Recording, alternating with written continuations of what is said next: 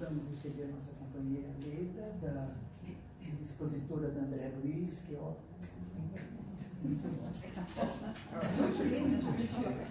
Outra doutrina, né? Boa noite, queridos. Jesus nos abençoe. E mais um banquete. Eu já sou muito modesta. Um banquete espiritual. Porque falar do Evangelho de Jesus é um banquete para a alma.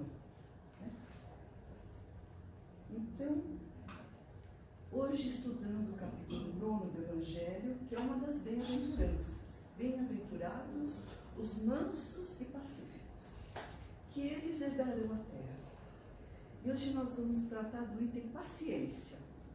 Então nós pensamos assim, bom, imagine Jesus, né? Eu gosto muito de imagem. Eu gosto demais, porque a gente se remete, né, àquele espaço e tempo. Imagine Jesus, de onde ele veio, da esfera que ele aportou aqui na Terra, né, falando para nós, humanidade, nos colocamos aí para nós, humanidade, né, falando de bem-aventuranças. Imagina, um entendimento. Se para nós ainda hoje é difícil entender as bem-aventuranças, é muito complicado. Né?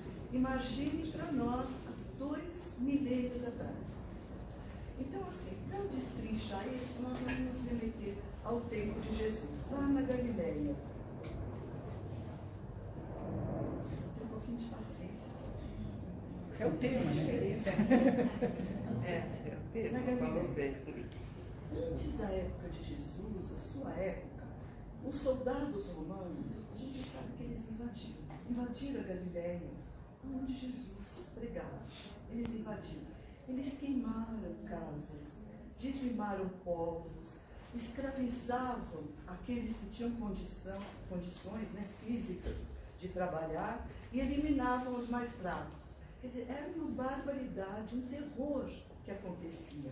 Então, nesse contexto de guerra, de extermínio de crianças, daqueles que não serviam, que já tinham certa idade, que já não prestavam para o trabalho, já eram cidadãos úteis, né? Eram exterminados. Então, imagina, nesse contexto, Jesus chegar e falar de bem-aventurança. Imagina. E ele chegou, e ele falou. E hoje ainda é difícil para a gente entender. A gente vai procurar destrinchar essa bem-aventurança, que é justamente a paciência. Imagina a paciência que Jesus tem conosco até hoje. A paciência que ele tem, a paciência que ele teve de nos ensinar nessa época remota.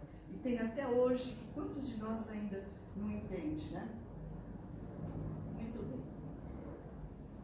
Então Jesus, quando ele começa o seu ministério, ele desequilibra o Império Romano. Porque imagina, era um povo sofrido, um povo oprimido, um povo reprimido, né? E um povo que tinha a lei lá de Moisés, né? Aquela lei do olho por olho, dente por dente, de violência, de guerra, de retribuir com a mesma moeda. E Jesus falando de bem-aventurança, bem-aventurados os misericordiosos, bem-aventurados os pacíficos, né? Os mansos. Imagina a mansuetude a essa época. Era quase impossível não só de se compreender, mas de se admitir. Como você poderia praticar esse tipo de comportamento? Né? Então, houve um desequilíbrio, né? Um desequilíbrio, e o povo, eles não entendiam o que Jesus falava, porque a bem-aventurança é um estado de paz, um estado de tranquilidade, que não existia isso na época, né? E Jesus trazia o contrário disso. Jesus trazia consolação, Jesus trazia entendimento, Jesus trazia paz. Aqueles que chegassem perto de Jesus, à sua frente, não saíam da mesma forma, pela sua energia, pela sua vibração. Pensa numa pessoa muito querida, que a gente gosta muito. Você chega, quando você sai, você leva aquela energia, você carrega. O contrário também é verdadeiro, né?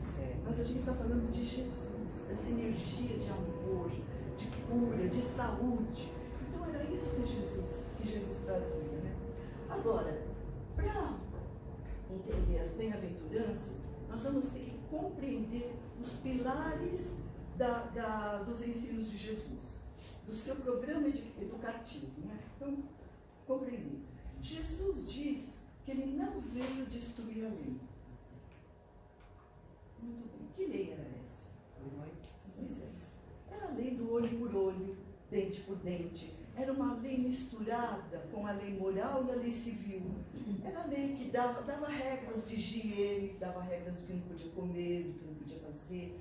Misturava isso tudo, porque era um povo muito bárbaro, um povo que vivia no deserto primário. Nós passamos por tudo isso, nós não chegamos aqui assim, né? Como se fala? Transportados e prontos, não. Nós passamos por tudo isso, né? Nossa ignorância, naquela rudeza, né? De falta de compreensão. Então, era essa lei. Essa foi a primeira revelação. Então, Moisés, ele data de 1500 antes de Jesus. Então, olha o que espiritualidade faz.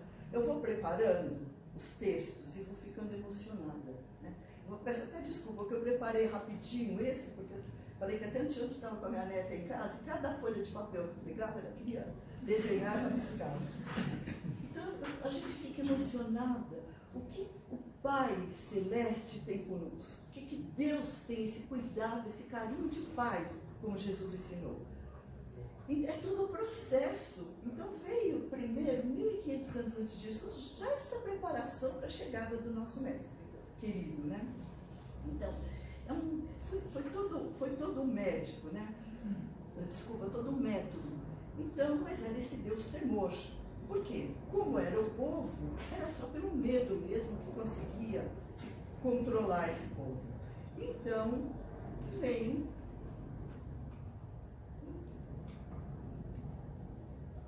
Jesus. Ele reverte a moeda. Ele não tira o temor.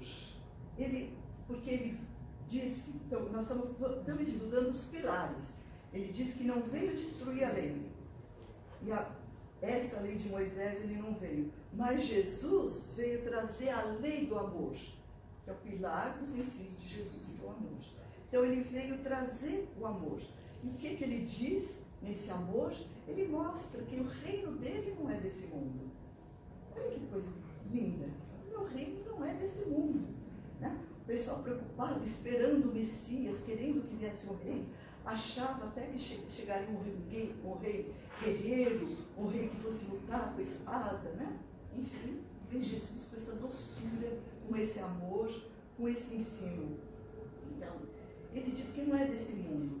Inclusive no Evangelho, a gente vai ver até o depoimento de uma rainha, né? No capítulo anterior, no capítulo 5 do Evangelho, uma realeza terrestre que está no Evangelho. A rainha que dá o depoimento de quando ela chega na espiritualidade, que ela vê que de nada valia as suas joias, os seus títulos, as suas vestimentas, o seu palácio, tudo ficou aqui. E lá ela vê que os seus súditos estavam muito mais elevados do que ela, né? Então, Jesus confirma que não é desse mundo, porque no mundo verdadeiro, no mundo espiritual, o rei é o rei moral. O nosso rei planetário aqui é Jesus. Jesus é o nosso rei moral, que tem moral, que veio até nós, que esteve aqui, nos exemplificando, não falando, não ensinando somente, ensinando pelos exemplos, pelos atos, né? Então,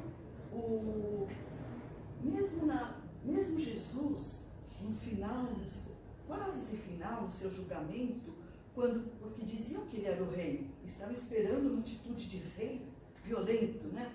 Pilatos, defrontado com Pilatos pergunta, tu és rei? E ele responde, tu o dizes. Tu o dizes, ele responde para Pilatos, né? Eles queriam provocar para que ele falasse, porque ele passaria acima do César, né? E isso seria um crime. Então, tu o dizes. Então, Jesus, esse é um dos pilares, né? Ele não veio destruir a lei, o amor, né? Ele fala que o reino dele não é deste mundo, e um outro pilar, quando Jesus fala das moradas da casa do Pai. Gente, pensa, 2000 anos atrás, falar das moradas da casa do Pai. moradas. Porque morada era a terra, acabou. E era a terra que era o centro do universo. Né? Era a terra que era o geocentrismo, porque a igreja pregava que era o geocentrismo. Então, olha, para a gente ver a dificuldade. Isso depois de Jesus.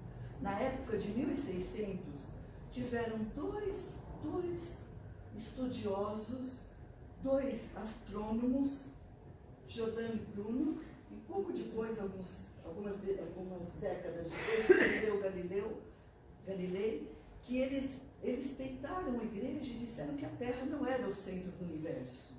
Que o Sol, imagina, essa época, em 1600, dizendo que o Sol, então não era mais o geocentrismo da Terra, o centro, era o heliocentrismo do Sol.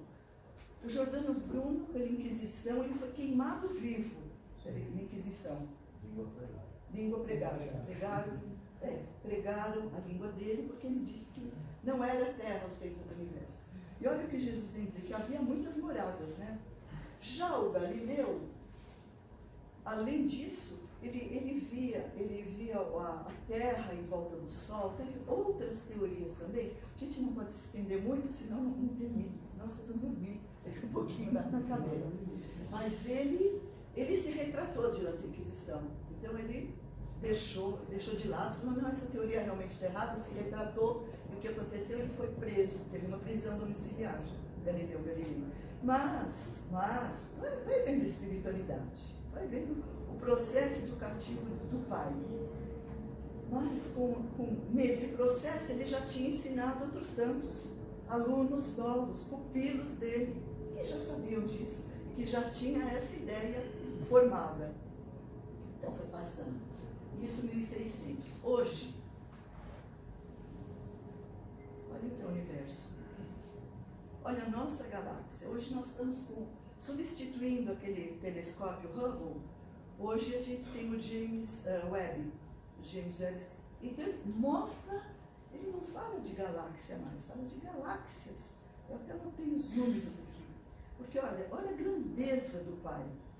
A nossa galáxia, 100 bilhões de sóis. Gente, dá para acompanhar o raciocínio? 100 bilhões de sóis, a nossa galáxia. Cada um com seu conjunto de planetas. Trilhões de planetas na nossa galáxia.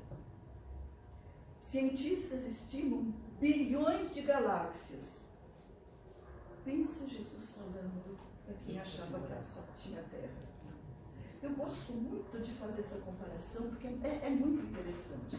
Nós estamos falando de paciência, não esqueça o tema da noite. Imagina a paciência de Jesus. Então assim, não se fala mais o universo, se fala os universos, se fala universos paralelos. Então isso que esse telescópio construído pelo homem está conseguindo identificar. Gente, a gente não tem condição, não temos massa cinzenta, acho que a massa precisa embranquecer, como os nossos cabelos, né? O meu não, porque a L'Oréal não deixa, a L'Oréal está aí. Para a gente compreender a grandeza do Pai, que é imensa, imensurável, uma coisa emocionante, né? Então, você fala isso, Jesus falando para nós, minha morada não é daqui, existem muitas moradas na casa do Pai, né? Qual será a religião desse mundo, irmãos? A religião do amor, a religião do amor e da sabedoria. Porque você vai amar aquilo que você sabe, que compreende. Hoje nós conseguimos amar Jesus, porque nós compreendemos. Nós não sabemos lá atrás, se nós estávamos lá, preferindo Barrabás. Quem de nós pode dizer ou não? Nenhum de nós, né? Então hoje a gente entende, nós entendemos, a doutrina vem trazer esse esclarecimento, que é maravilhoso, essa sabedoria que faz parte da religião do cosmos, o entendimento, a compreensão, que faz parte da evolução, do nosso processo evolutivo, e o amor, que é a lei de Deus, a lei divina e natural. E tem um outro tópico também, dessa base da doutrina, né? da doutrina de Jesus, que é ninguém poderá ver o reino de Deus se não nascer de novo. É outro pilar? É outro pilar. Não, ninguém pode ver o reino de Deus se não nascer de novo. Reencarnação. Reencarnação. Está falando da reencarnação. Né? Para a gente compreender as bem-aventuranças, nós temos que ter isso. Que Jesus não veio destruir a lei, veio substituir pelo amor, que o reino dele não era desse mundo, muitas moradas na casa do Pai, senão, meu Deus, se destrói a terra, para onde que nós vamos? Gente, tem muito lugar, tem muito, né? E que ninguém pode ver o reino de Deus se não nascer de novo. Esse quadro é muito interessante, porque é o encontro de Jesus com Nicodemos. Jesus dizia que ninguém viria, né, se não nascesse de novo. E o Nicodemos, que era um doutor da lei, né, do Sinédrio, ele vai à noite e ele vai buscar Jesus, porque os seus parceiros não o vissem, para perguntar para Jesus, como pode, dizes que é mestre, né? Ele fala, não podes fazer o que você faz, as curas de Jesus, enfim, se não fosse por Deus. Mas como é que pode um homem velho voltar ao ventre da sua mãe? Aí Jesus dá aquela lição, diz, o que é da carne, o que é do Espírito, é do Espírito. Ele era um doutor da lei e não conseguia compreender esse pilar que a gente precisa para entender as bem-aventuranças, né, de Jesus. Então Jesus, nosso Cristo planetário, ele tem a cidadania cósmica, né? E ele não está preocupado com a nossa personalidade, como nós estamos agora. Jesus enxerga em cada um de nós a nossa alma e as nossas possibilidades, o que nós temos para evoluir, né? Então ele fala do espírito imortal, porque nós estamos em transição. Hoje nós não somos mais o que nós éramos ontem, há um tempo atrás. Nós já estamos modificados e amanhã seremos diferentes novamente, né? Então ele fala para essa alma em evolução, para esse espírito imortal que Jesus fala.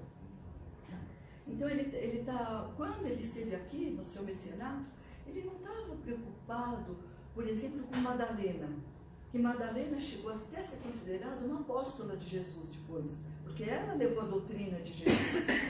Ele não estava preocupado onde ela morava, a roupa que ela vestia, o quanto ela ganhava. Ele estava enxergando a luz que ela tinha na alma. Essa luz que ele enxergou e o desafio que foi ela transformar a sua vida para depois seguir Jesus. Então é isso que Jesus enxerga em nós. É isso que Jesus nos mostra nas suas bem-aventuranças, né? É essa compreensão.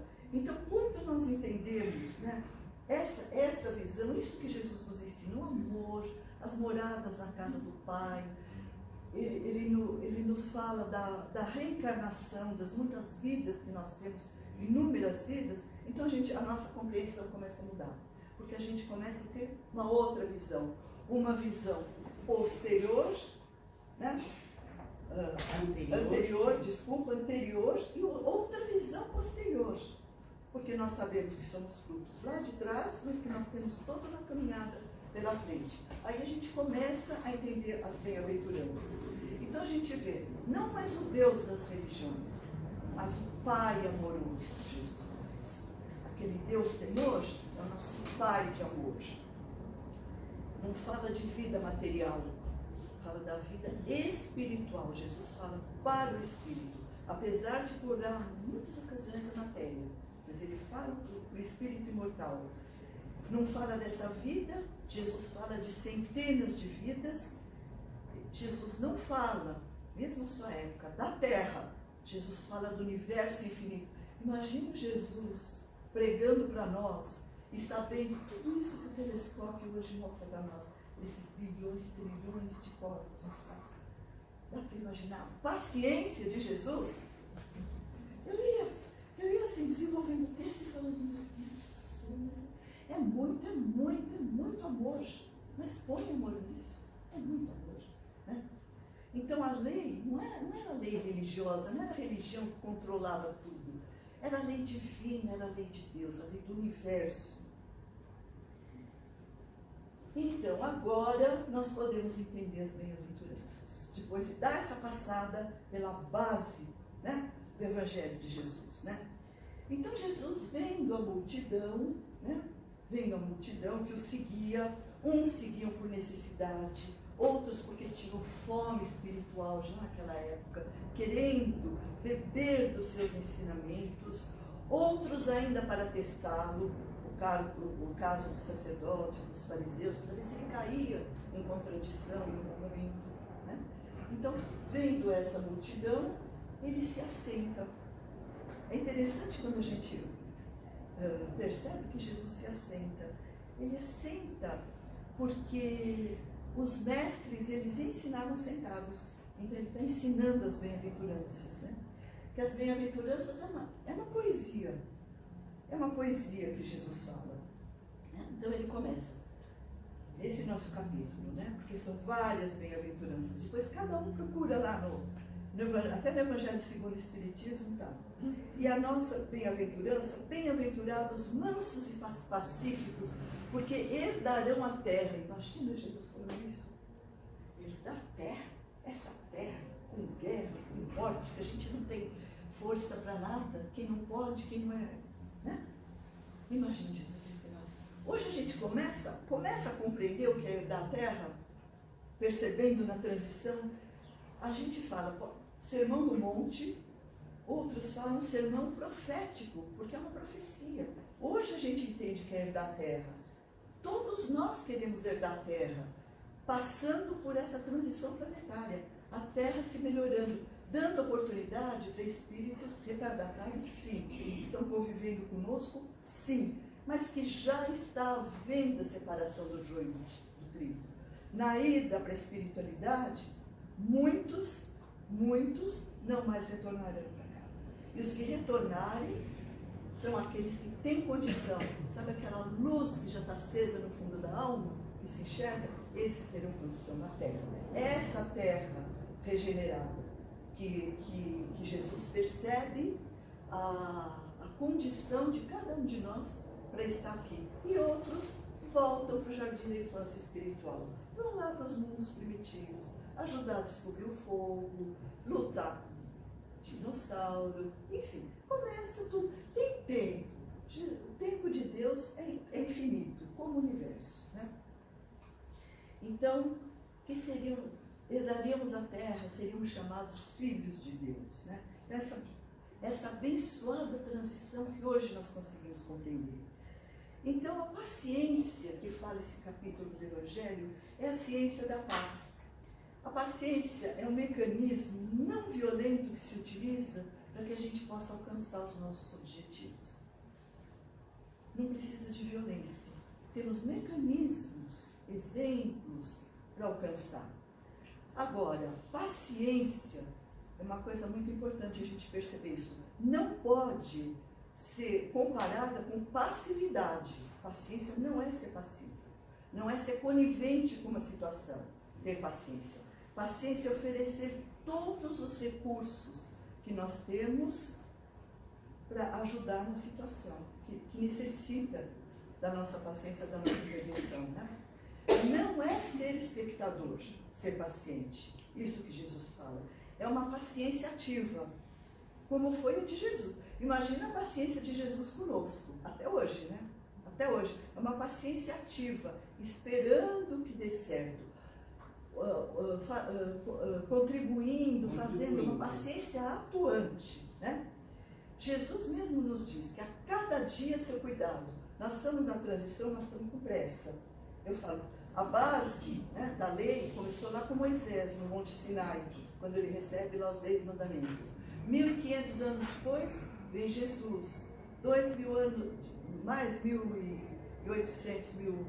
1.700 anos, vem Kardec. Agora que no ano 2000 e pouco, estamos nós falando da regeneração do planeta. Então, olha a nossa, e nós estamos todos esperando sim, mas é uma espera ativa, porque nós não vamos cruzar o braço e esperar que a Terra mude assim, que a gente durma na terra de provas e acorde na regeneração. Isso não acontece, né? Ajuda-te, recomendação de Jesus, e o céu te ajudará, né? A gente gente não vê no Evangelho em lugar nenhum. Pode procurar, eu desafio quem acha. Espera que eu te darei. Procura e acharás. Né?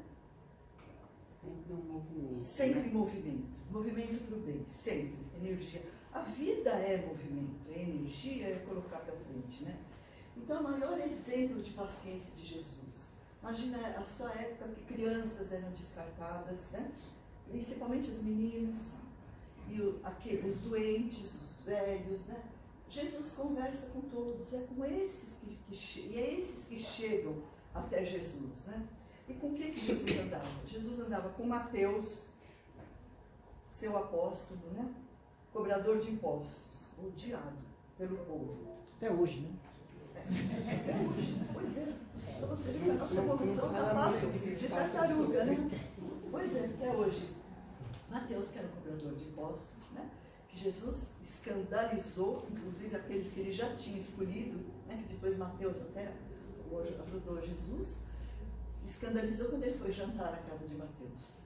Olha a paciência de Jesus. Mateus, Madalena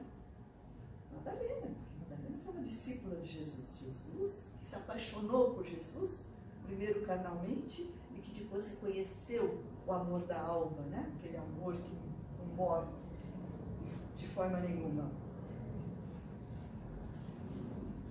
Pedro, todos, né? Pedro que era bipolar, né? Pedro que era bipolar, Judas que traiu. Pedro, em uma ocasião, Jesus pergunta para ele: Pedro, tu me amas? E o Pedro era rude, ele é intempestivo. Não como a gente, nós não, nós já estamos uma outra, né? Não sou mais assim. Mas o Pedro era, né? Mesmo ao lado de Jesus, ele era bravo, ele era nervoso.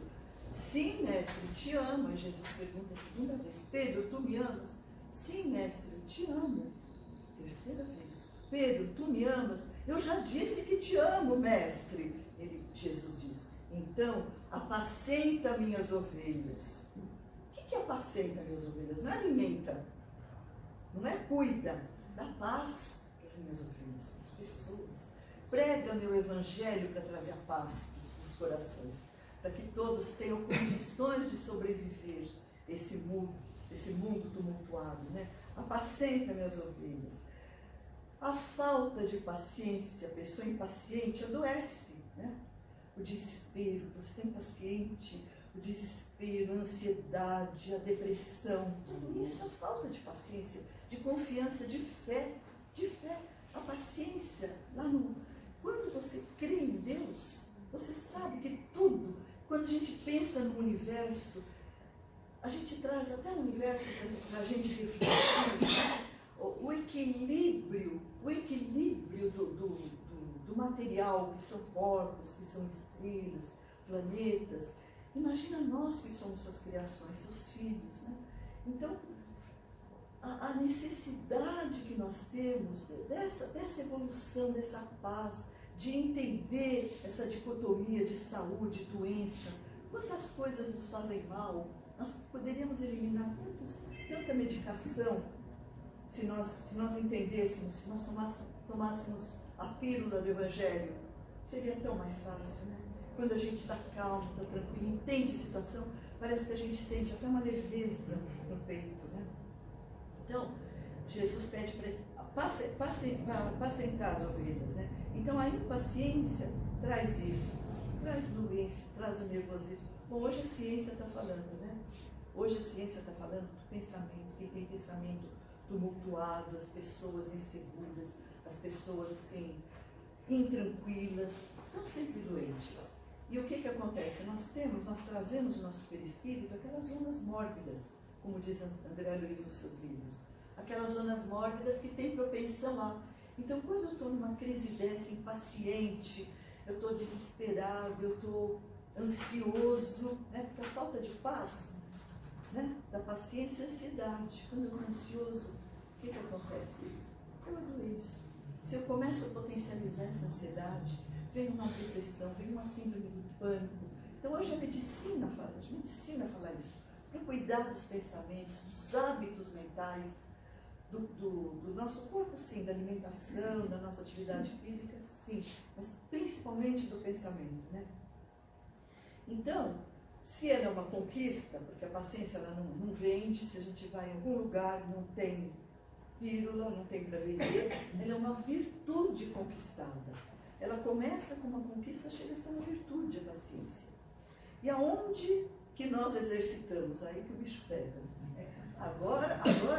Até agora foi tudo poesia, foi tudo maravilha. Onde que a gente exercita a paciência? Um desafio chamado família.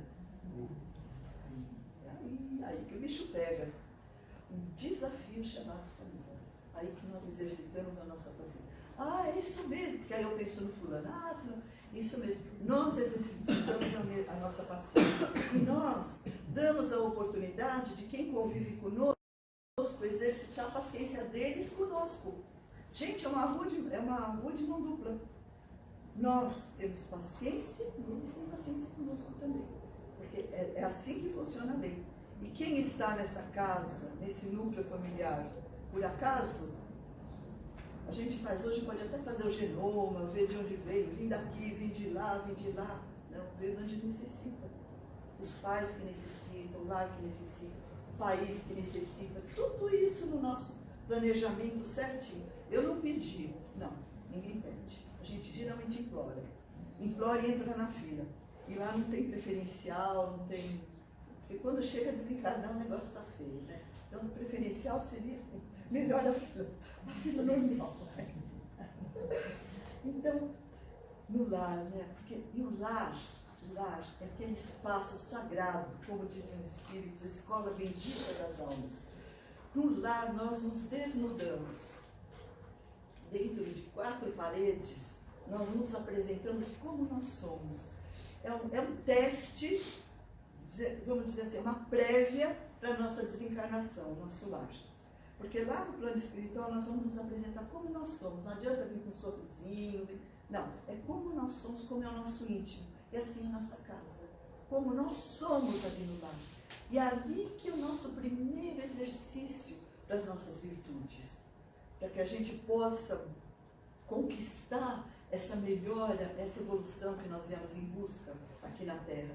Nós não estamos a passeio. Apesar da Terra ser linda, nós temos esse compromisso de melhora. Então é isso que nós viemos buscar. Então essa escola bendita, esses instrumentos que Deus coloca no nosso caminho, então nós nos provamos e somos provas deles.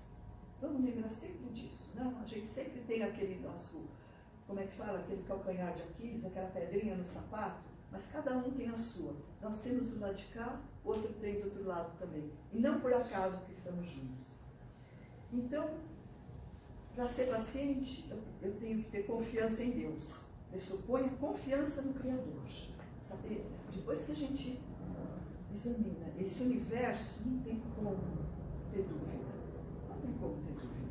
Tudo, essa harmonia, a gente fala, Deus criou e permanece harmonia, a criação permanece harmoniosa até hoje, né? Então, confiar nesse Criador, nesse Pai, como Jesus ensinou. Então, essa confiança é assim, o que eu quero, às vezes não é o que eu posso, e muitas vezes não é o que eu devo, e outras vezes não é o que eu mereço, e às vezes até eu vou ter. E às vezes não é o que eu preciso. E às vezes não é o que eu preciso, não é o que eu mereço. E muitas vezes até eu vou ter, mas não nesse momento, é no tempo de Deus. Então essa é a paciência de confiar em Deus, né? Que Ele cuida do nosso espírito imortal. Eu posso merecer na próxima vida, por exemplo? Passa tão rápido. Gente, nós estamos no mês 7 do ano 2023. Daqui a pouco a gente já está fazendo planos para 2024. Assim a vida passa, escorre pelos dedos. Eu sempre falo, escorre no meio dos dedos aqui. É muito rápida. Então urge que a gente aproveite mesmo, né? Vai ter paciência quando? Né? Do outro lado é mais fácil, mas não é teoria. Eu sempre digo, eu brinco assim com os alunos. O outro lado, o plano espiritual, é teoria, e aqui é prática. Então o que a gente faz numa prova, professor? É prática, né? É a prática, a teoria não vale, porque a teoria hoje você copia, né? Você dá Ctrl+C, Ctrl+V. Ctrl+C, Ctrl+V, e pronto, e você copia, não. É a nossa prática, essa é a nossa prática. Então, às vezes, a paciência é cuidar das feridas da alma, não só do corpo. Do corpo a gente corre e cuida. Se algum dos nossos amores está com algum problema, a gente corre e cuida. Mas às vezes o problema é na alma, é mais difícil. Né? É mais difícil, mas às vezes é o mais necessário. Porque o do corpo tem muitos especialistas. E às vezes o da alma, não por acaso, está do nosso lado, né? Para que a gente cuide deles. Então, essa conquista, né? Você vê que Jesus fala da paciência, né? Os mansos, os pacíficos, né? Ele já fala do autoconhecimento. Isso não deixa de ser um autoconhecimento. Para eu ter paz, eu preciso me conhecer. Olha, ver onde eu estou errado, o que me deixa nervosa, o que me tira do eixo. O que me tira do eixo? Né? E eu comigo mesmo, né? Procurar saber e procurar dar outro enfoque com tudo isso que Jesus nos ensina, que nós, né, temos a bênção de ter acesso a essa pedagogia do Cristo. O que eu posso fazer? Como eu posso melhorar? Né? Como eu posso melhorar? Porque se eu não melhorar agora, em algum momento, numa próxima, eu vou ter outra oportunidade, mas em algum momento eu vou ter que melhorar. Então, essa paz, porque Jesus diz da paz dentro de nós, porque assim, às vezes a gente diz assim, ai gente, eu preciso viajar, aí eu tenho que ir para a praia. Alguma coisa? Não, desculpa. Eu tenho que ir para a praia porque eu estou precisando de paz, eu não preciso ir para o campo porque eu preciso de paz. Então a gente faz a mala, a gente vai, pega tudo o que precisa, vai para o campo, vai para a praia, a gente viaja. Só que a gente viaja, a gente leva a alma. A alma é a primeira que entra na mala. A gente vai com a alma. E se a alma não está pacífica, nós não somos bem-aventurados. Porque a gente vai chegar, vai chover na praia, vai aparecer cobra no mato. Então, uma série de traves ali na nossa pertença, paz fora. Se a gente pensa na paz fora, e a gente tem que levar a paz dentro. Porque quando a gente tem paz, o nosso lar é uma delícia. A gente está aqui é uma delícia. O lugar onde a gente vê, a gente está bem, porque nós estamos bem. Então essa conquista é nossa, ninguém pode conquistar por nós. E não deixa de ser um autoconhecimento. Então, Jesus mostrou a sua paciência, que é a ciência da paz, quando ele iniciou seu missionário. Jesus iniciou lá no poço de Jacó. Imagina a paciência dele. Jesus conversou com uma mulher que era samaritana. E os judeus não falavam em samaritano. E Jesus fala com essa mulher de Samaria. No poço de Jacó, pede água para ela. Então ela fala, ela estranha. Né? Então Jesus quebra as regras. Ele mostra amor. Ele fala, vai chamar o seu marido. Ela fala, eu não tenho marido. Ele diz, não, você já teve 5. Já teve 5. E esse que você tem agora não é seu marido. Vai chamá-lo. Jesus fala para a mulher. Ela corre para a aldeia, lá na Samaria, e diz, deve ser o Messias, porque ele adivinhou coisas que eu não falei para ele em volta. Então, Jesus inicia assim seu messianato, falando com uma mulher. E outra coisa, ele inicia aos 30 anos. Olha a paciência dele. Ele chega no planeta e para nos educar, para deixar a sua pedagogia amorosa, ele espera 30 anos. É o momento em que nós estávamos propícios para receber as lições que ele deixaria. Como criança ele não deixaria. Apesar de, aos 12 anos, Jesus foi à sinagoga fazer o bar mitzvah e ele encantou os doutores da lei. Ele encantou tanto os doutores da lei que eles convidaram Jesus que ficasse lá. Mas Jesus volta com seus pais para sua casa, né, filho? Volta como filho para sua casa. Então a gente vê a paciência de Jesus conosco, com as situações, né? E ele espera 30 anos por situações propícias para começar a ensinar o seu messianato, né? Então Jesus é um revolucionário. Revolucionário sem instigar ódio, sem puxar o revólver, a espada, mas sempre pregando a paz e o amor. A as crianças, né, a sua época, que não se deixava, que ele dizia, deixe vir as minhas criancinhas, ninguém queria criança não comia nem à mesa com os pais, a essa época, né? Jesus, ele não antecipou informações que a mentalidade da época estivesse impossibilitada de entender. Mas ele anunciou que quando ele partisse, ele enviaria um Consolador, que é esse presente que nós estamos tendo, né, da doutrina dos Espíritos. Então, Jesus nos ensina, a gente, quando fala de Jesus, tem sempre que pôr no presente, porque ele continua presente no planeta. Ele nos ensina até hoje, pacientemente, interfere junto ao Pai, nosso Pai de amor, por todos nós que estamos na retaguarda.